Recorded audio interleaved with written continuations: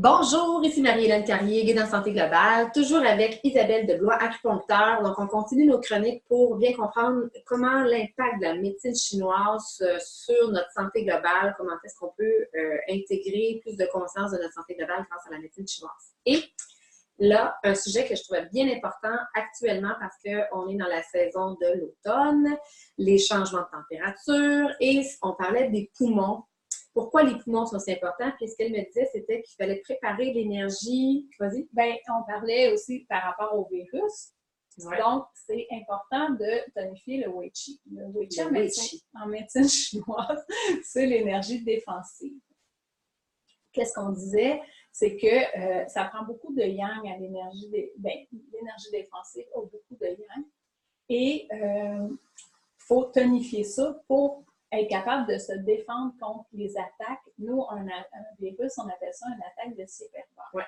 Donc, qu'est-ce qu'on veut? C'est qu'on veut tonifier l'organisme, tonifier le système immunitaire pour qu'il soit capable de se défendre contre ces attaques-là, pour pas qu'il se laisse envahir. Tantôt, tu me parlais par rapport au yin et au yang. Je disais, moi, le yang, c'est comme une énergie. Yang, c'est une énergie plus masculine, c'est une énergie plus de même, là, combative. Puis le yin, c'est plus... C'est plus introspection. C'est plus introspection, c'est plus doux, c'est plus... ça peut être comme le côté féminin, puis l'autre, c'est le posé, tandis que l'autre, c'est fou. C'est l'action. C'est ça. Le yang, c'est le mouvement. C'est l'action. Fait que le yang, c'est l'action, puis le yin, c'est l'intériorisation. Oui, le yin, c'est la nuit, puis le jour, c'est le yang. C'est intéressant. Puis, pour faire le parallèle avec ce qu'on a de quoi qu'on va parler, c'est qu'on veut vraiment, on ne veut pas épuiser notre yang. Ici, au Québec, là, on a beaucoup de variations de température. Fait qu'une journée, comme la semaine passée, il faisait genre 16, 18, puis le lendemain, il faisait 4. Fait que là, le système doit beaucoup s'adapter. L'hiver, on peut passer du moins 25 à du 0 degré, tu sais. Fait que faut vraiment qu'on s'adapte. Puis, qu'est-ce qu'on voit beaucoup en clinique, c'est que les gens, ils ne s'habillent pas assez. Tu sais, hier, il faisait chaud. Fait que là, ils sortent avec leurs petits souliers et en petit collant, là, comme j'ai vu cette semaine. Mais en haut, ils sont habillés, mais en bas, ils sont comme déshabillés, on va dire. Là. Mes garçons me désespèrent, ils ne veulent pas mettre leur cache-cou, ils veulent mettre un petit manteau. Puis, oui, mais c'est ça. Chez les enfants, c'est plus difficile parce qu'ils ne comprennent pas qu'hier, il faisait froid, puis là, hier, il faisait chaud, puis aujourd'hui, il fait froid, tu sais. Puis c'est là qu'on va être vulnérable. Parce que si à tous les jours, on ne s'habille pas assez dans une période qui est plus froide, bien, on va épuiser notre yang. On est habillé un peu plus qu'un peu moins pendant la période où il y a des changements de température. C'est ça. Puis faire attention aux pieds, faire attention aux chevilles, aux bas de dos, parce que c'est là qu'il y a les pieds? C'est les reins. Ah, OK. C'est eux autres, tu sais, on n'en a pas parlé encore.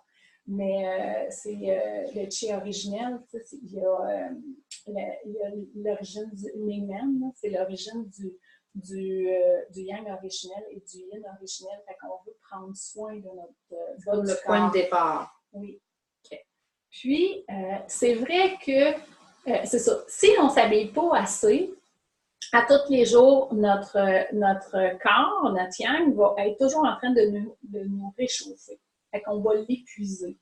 Ça, on va voir ça chez les gars qui travaillent dehors.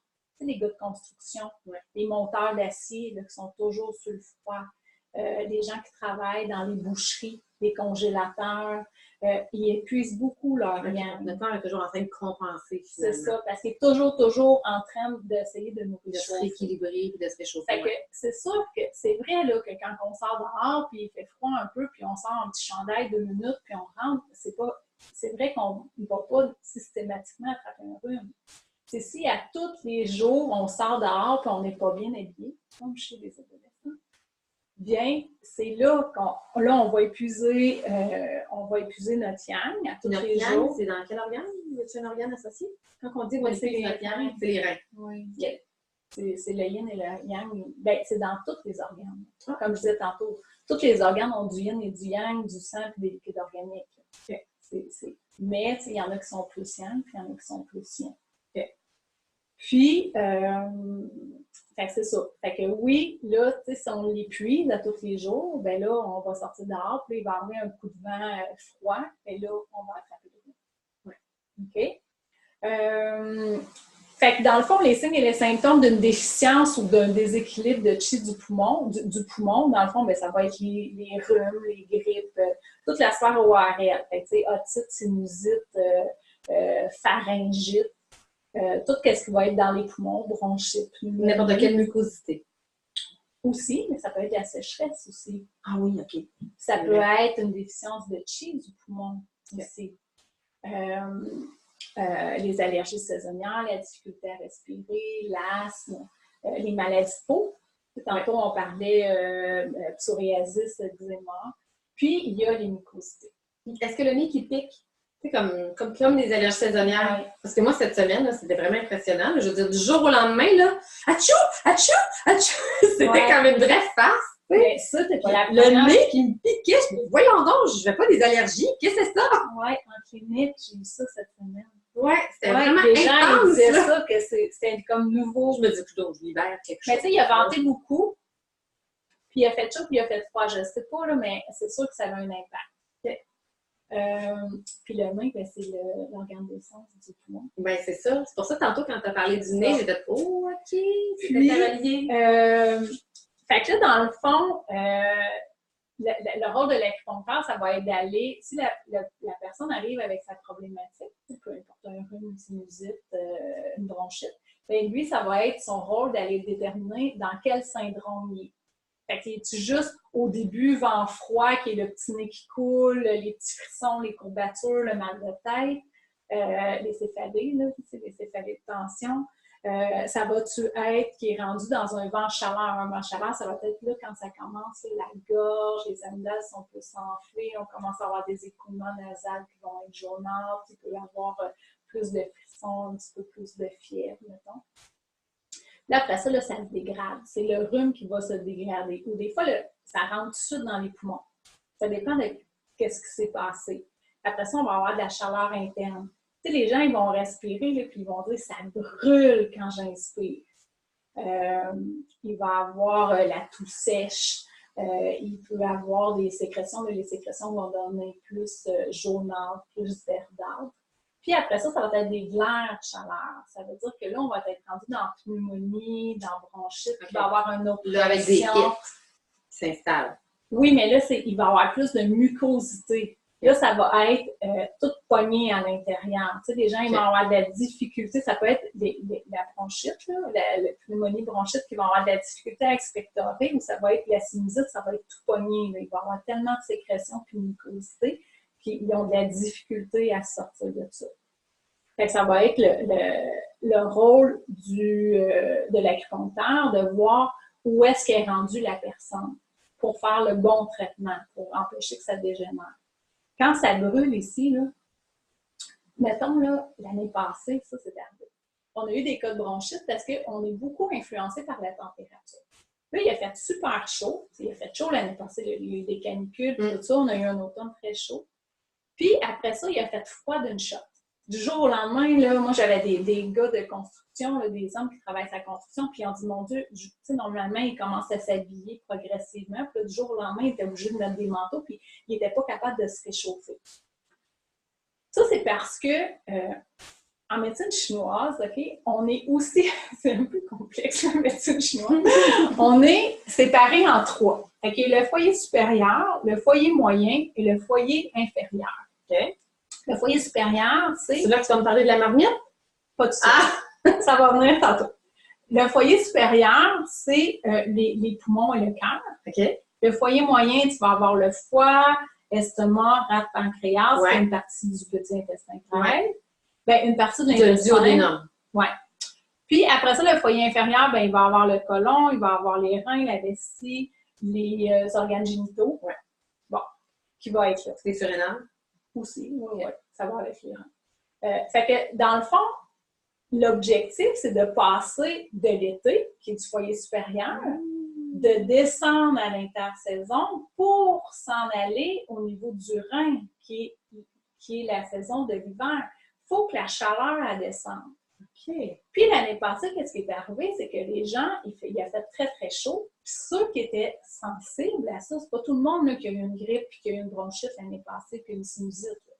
Mais ceux qui étaient sensibles, que ça faisait partie de leur faiblesse, de leur terrain, ils se sont ramassés avec des bronchites.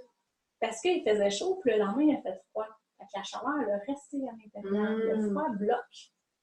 Fait que tout a resté ici, puis ça n'avait pas le temps de commencer à descendre la chaleur pour s'en aller au niveau des reins.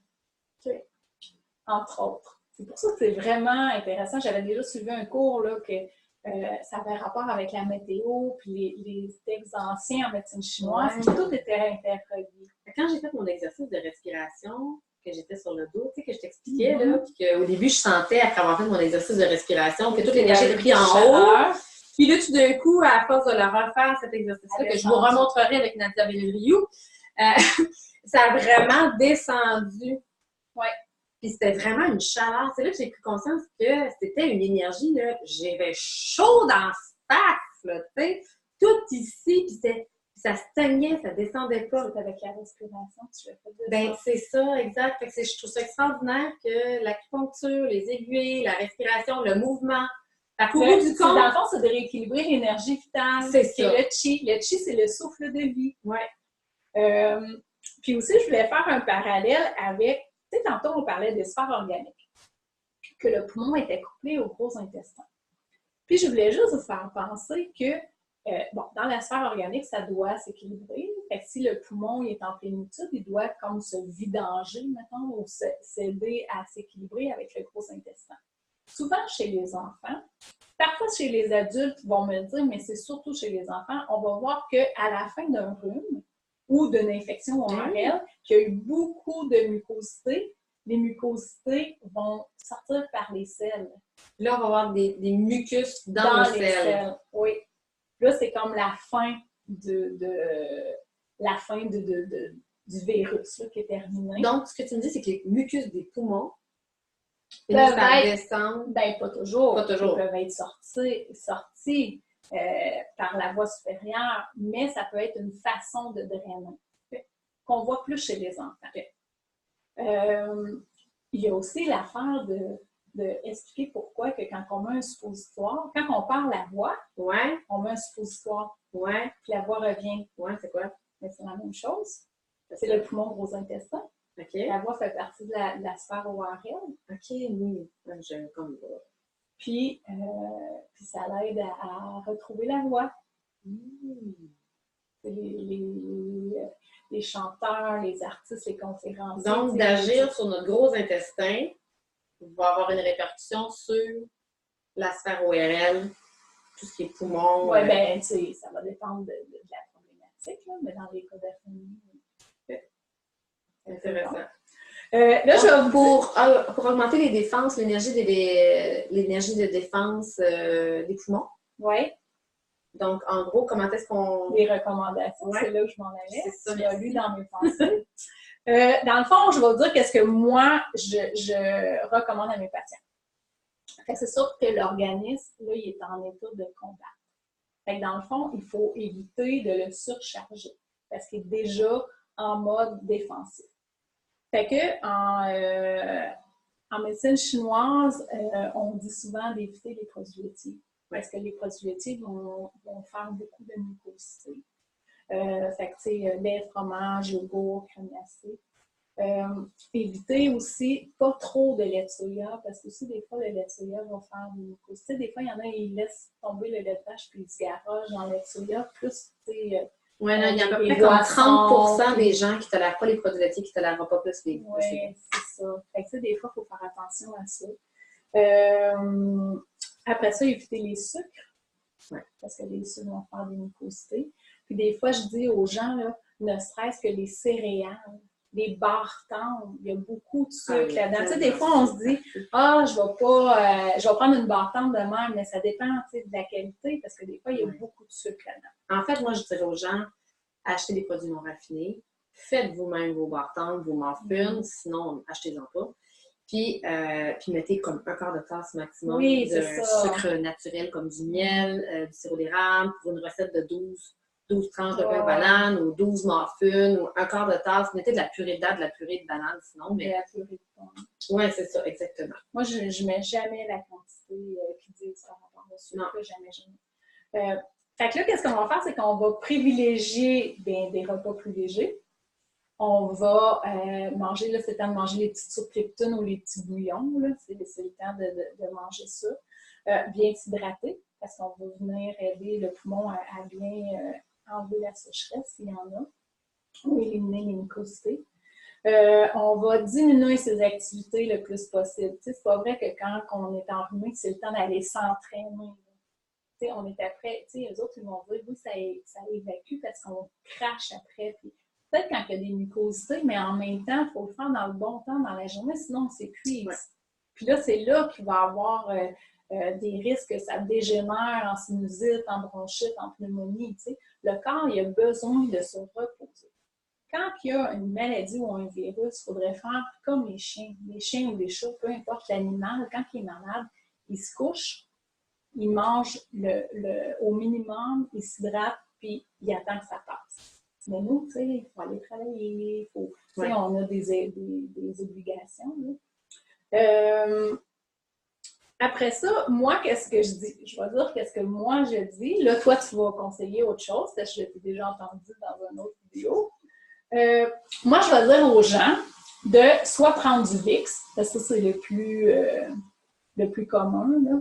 Du Vicks. Moi, à la maison, j'utilise de l'huile chinoise. Ça s'appelle le Kwangwang. Il y a de l'eucalyptus et de la menthe. Donc, c'est des huiles essentielles. C'est ça. Fait que, on va venir frotter. Ouais, si je retourne. On va venir frotter ici. La bonne disons? Oui. C'est le C7, la vertèbre C7. On va venir frotter ici, comme ça, avec notre huile, ou juste nos mains, là. Si on est au travail, on peut venir stimuler. Ici, là, ça, c'est le 14 VG, c'est où est-ce que la majorité, ou toutes les yang vont passer ici au 14 VG. Fait qu'on veut stimuler l'énergie défensive. Fait qu'on va venir frotter ici. Ah, ouais. Après ça, ben là, je te le ferai pas, là, mais on va venir frotter entre nos seins. Là où j'ai ma marque? Oui. Au niveau du 17VC, parce que c'est là l'ouverture des poumons. Fait que le frotte correctement? Oui, peu importe. Dans le fond, c'est de venir le frotter. C'est soit qu'on le frotte. Ou je pourrais tapoter aussi, mais tu sais, si tu mets une huile, tu veux le frotter. Oui, tout à fait. OK? Pour ouvrir les poumons puis tonifier cette énergie-là du foyer supérieur. Ça l'ouvre les poumons, ici. Bien, ça l'ouvre la cage thoracique. Entre autres, ça fait plein de choses, là, mais ça va venir stimuler le foyer supérieur. Où est-ce que nos poumons sont. Ouais. Et on va venir, ça tu l'avais montré dans ta vidéo, on va venir stimuler en dessous du pied. Parce qu'en dessous du pied, il y a le un rein, c'est où est-ce que l'énergie part, puis là, on va la stimuler. Puis là aussi, si on parle de réflexologie, bien là, tu as les poumons, bon, tu as tout ça, fait que tu vas venir le stimuler. Le un rein, il est où? Le un rein, il va être ici. Là, ici, sous le petit coussin. Il est là. Mais tu sais, tu peux... On pourrait se masser les pieds tous les jours, là, dans le fond. Ben oui. Juste masser les pieds. Moi, je dis aux gens, là, vous vous frottez, là, puis vous mettez des bas, puis vous vous couchez de même. Okay. Il n'y a pas des bas de gamme. Avant de se coucher, c'est mieux? Ben parce que, tu sais, des fois, tu sais, si les gens, ils mettent du Vicks, ou, tu sais, autre chose, des fois, ça peut frotter dans le soulier. Puis, tu sais, du coin de langue, là, quand on transpire, là, ça peut faire brûler. Tu sais, ça rouvre les pores de peau. Fait que des fois, tu peux sentir, fait que, tu sais, moi, je dis faites le soir, là. Puis, tu sais, on dort toute la nuit avec ça, puis le lendemain, on est pas. C'est drôle parce que ces temps-ci, l'huile que je teste pour moi, parce que là, on est comme dans l'automne, là, avec les changements de saison, c'est vraiment Easy Air. C'est tout le temps Easy Air en dessous des pieds. Easy Air, cypress des fois parce que ça décongestionne, mais surtout Easy Air tout le temps.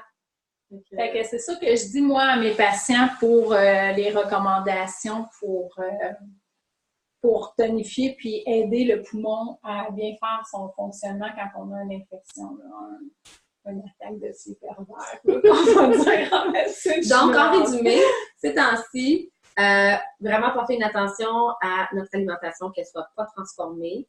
Idéalement, pas de produits laitiers, pas trop de sucre ajouté. Mais aussi prendre des temps pour vraiment se reposer, vraiment prendre des temps pour s'arrêter, se couvrir suffisamment et stimuler le point que j'appelle de la bosse de bison et le point entre les seins et le point entre les pieds au moins une fois par jour, mettons. Bien, c'est sûr que si on se sent en forme, on n'est pas obligé de le faire. Non, mais c'est qu'il y a des l'automne, là, c'est plus difficile. Oui, tu sais, s'il y a des virus au travail, à la maison, bien, on commence. Moi, mon copain, là, il a eu le rhume là, en fin de semaine. Mais moi, j'ai commencé tout de suite. Je me suis stimulé ça. J'ai dormi à tous les soirs avec mon coin de langue pour prévenir. Ah, c'est vraiment intéressant. Ben, merci. À date, j'ai pas eu. Oui, mais tu entretiens bien ton chi, disons, tu sais. Je te remercie infiniment. Donc, on se retrouve pour une autre vidéo avec Isabelle parce qu'il y a une infinité de choses qu'on pourrait dire. Mais n'hésitez pas à vous abonner à la chaîne YouTube Marie-Hélène Carrier et sur Facebook Marie-Hélène Carrier, Guide en santé globale. Abonnez-vous, inscrivez-vous à l'infolette parce que vous allez finir par recevoir les vidéos par cet endroit-là. Merci beaucoup. À bientôt.